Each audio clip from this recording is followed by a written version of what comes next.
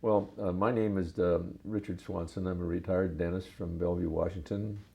In 1984, I was diagnosed with an advanced case of prostate cancer.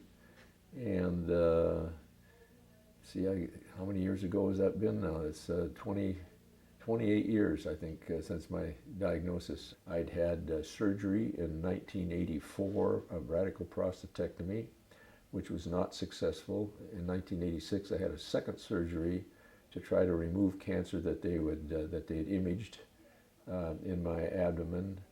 That was not successful either, and my PSA started going up. In 1987, the PSA was about 33, and at that point, I opted to have neutron beam radiation to my pelvis, 6,500 rads to the pelvis. That knocked the PSA from 33 down to 1.9, and it stayed level pretty much for 11 months, and then started back up again. I saw a chairman of a major university whose specialty was prostate cancer. He was a world-renowned researcher, and he looked at my slides and he shook his head and said, "You can't expect to live more than 1 year," with no equivocation. That was it. I had a year to live. So I went back to Seattle and saw the chairman of urology at a major hospital who also had national credentials, and asked his opinion, and I didn't tell him I'd seen this other physician, and he gave me the same prognosis. He says, you can't expect to live more than a year. So I went to see my advisor that helped me with my finances, and I said, I got to get my affairs in order because I'm told I'm only going to have a year to live. And that was in 1989. And I heard about this clinic by reading a manual called Commonweal, written by a gentleman in California whose father had died of prostate cancer.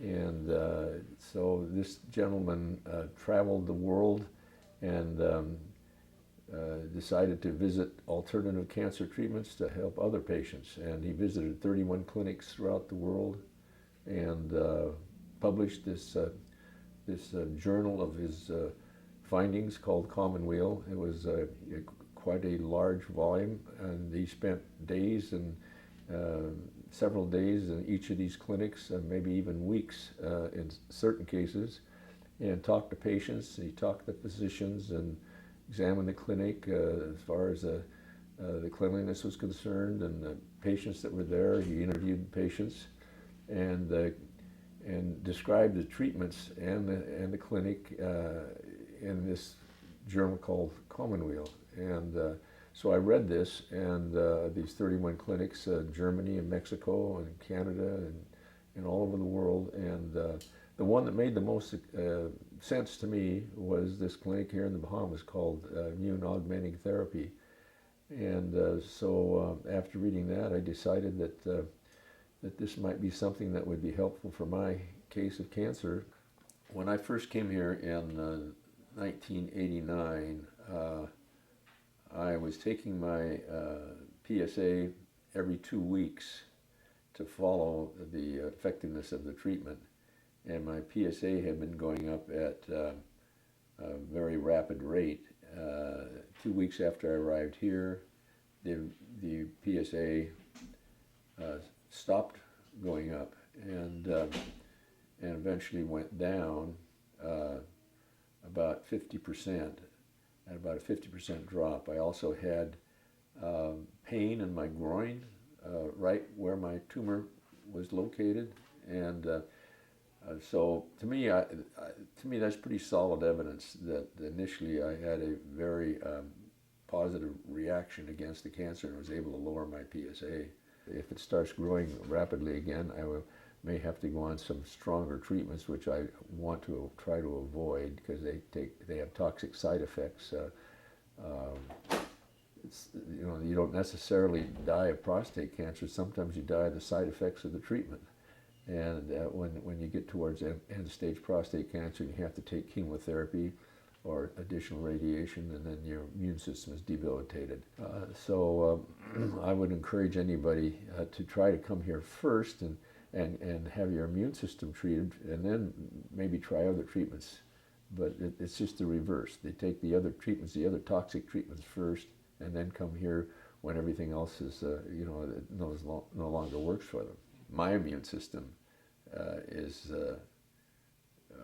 not really described as competent. It's below the bottom of the reference range for the number of lymphocytes I should have in my body, and I've never been able to get it up into the reference range, since I've had the radiation.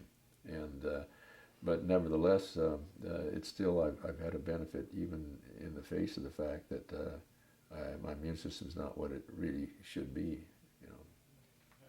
When people come down here, some of them are given just months to live, and you see them, a year or 2 or 3 or 4 later, they're coming down for the treatment, and you run into them, and they're looking better than ever, and 6, 7, 8 years later, after they've been given months to live back in the States by their physicians.